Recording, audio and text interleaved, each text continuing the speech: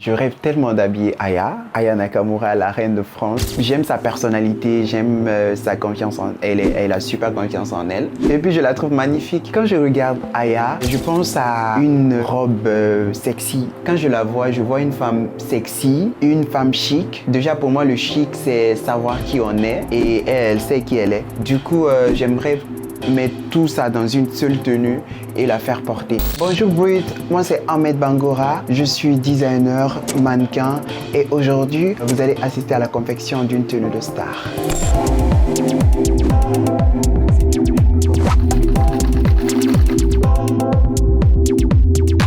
Alors là, on est dans ma chambre, c'est là où la magie opère.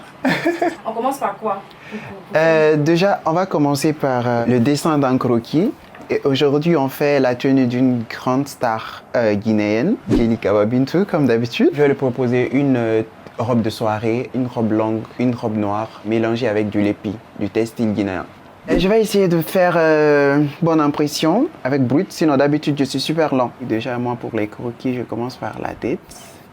Comment tu as appris à dessiner? J'ai appris ça tout seul, dans ma chambre.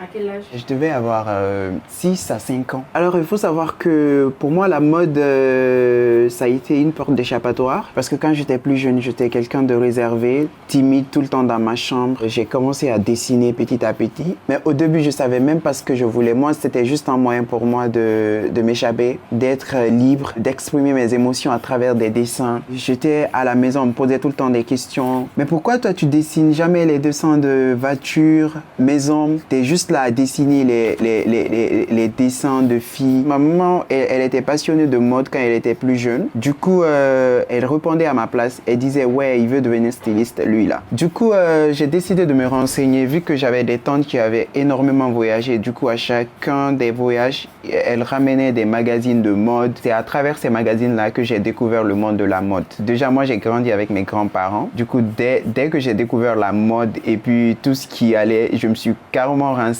jusqu'à ce que les gens ont commencé à me dire ouais il faut que tu étudies l'anglais. Du coup j'ai dit à mes grands-parents je voudrais tellement apprendre l'anglais. Du coup ils m'ont dit déjà fini tes études, il faut avoir ton bac. Quand tu finis ton bac tu feras ce que tu veux.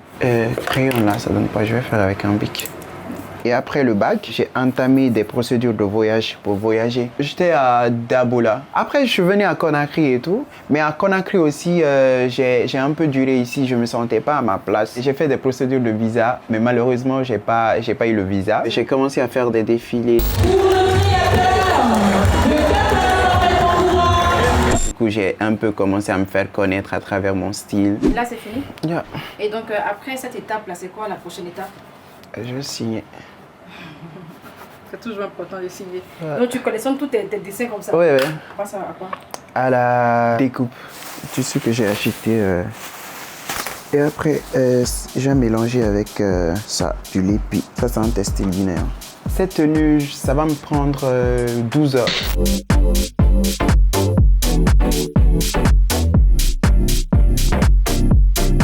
Alors là, la tenue est prête. Je suis en train de faire l'essayage sur le mannequin. Alors là, je bouge pour chez Bintou pour l'essayage final.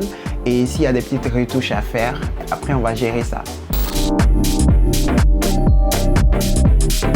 Il y a 5 ans, j'étais dans ma chambre à Dabola avec mes grands-parents. Je savais vraiment pas qu'aujourd'hui, en 2025, je serais à Conakry à habiller les plus grandes stars de Conakry. Je suis fière de moi, voilà.